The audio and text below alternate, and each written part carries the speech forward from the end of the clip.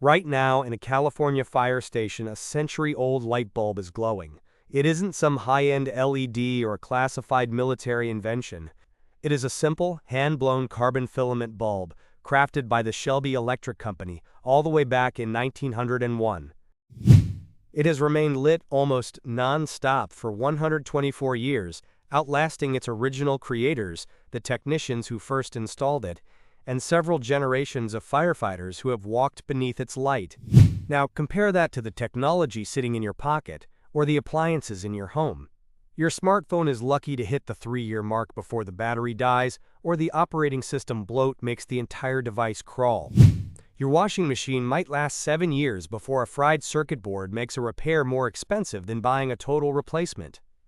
We have been conditioned to accept this as technological progress. But it is a calculated lie.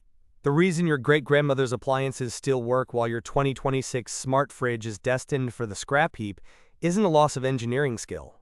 It is the result of a secret meeting held in Geneva 100 years ago, where powerful men decided to drain your bank account by designing products to fail. I am Kyle, and I track the hidden mechanisms corporations use to strip us of our status as owners, turning us into perpetual renters. Today, we are exposing one of history's most successful economic plots.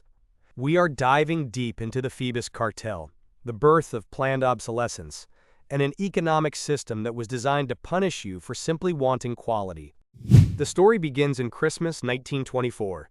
Industry titans from Osram, Philips, and General Electric gathered in Switzerland.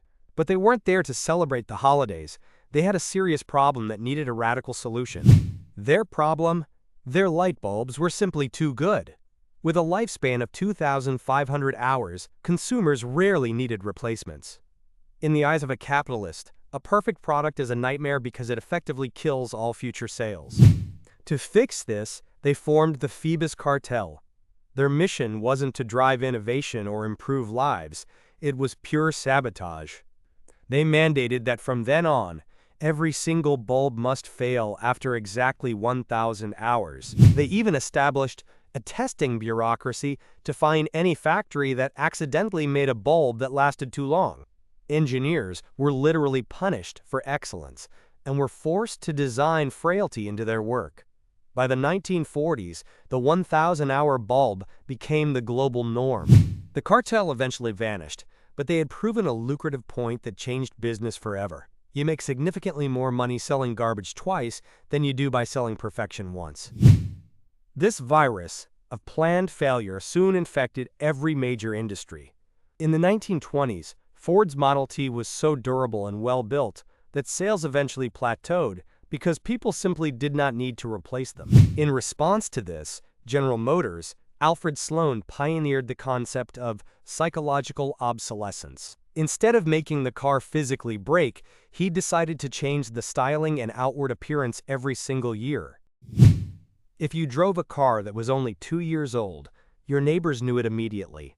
Sloan weaponized your ego, making you feel dissatisfied with a perfectly functional machine just because it didn't look like the latest model. This is exactly why we have the iPhone 16 through 18. The hardware barely changes from year to year, but the visual signal of having the newest model remains a multi-billion-dollar asset for the corporation. By late 2025, the game has shifted to what we call digital fragility. Corporations now use complex software locks to prevent you from truly owning your purchases, no matter how much you paid for them. Whether it is John Deere tractors or Apple iPhones, companies now claim you only have a license to use the hardware. If you try to fix it yourself, the device bricks itself, becoming a useless hunk of metal and plastic. This is the Phoebus model on steroids. They don't need to thin the light bulb filament anymore. They just push a software update that throttles your processor right before a new product launch.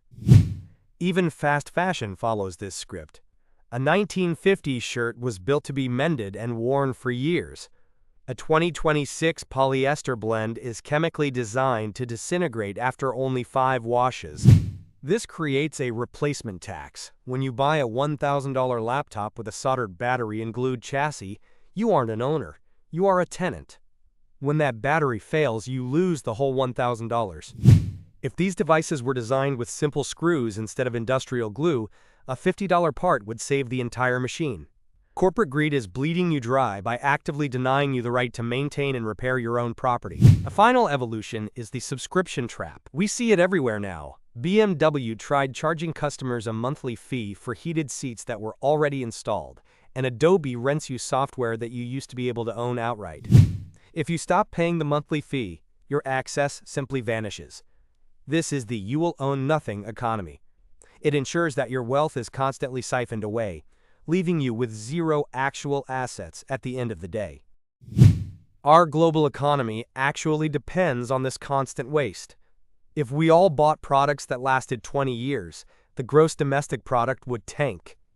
Our modern version of prosperity is built entirely on the velocity of trash. This engine works by pulling resources from the earth only to bury them in a landfill just months later.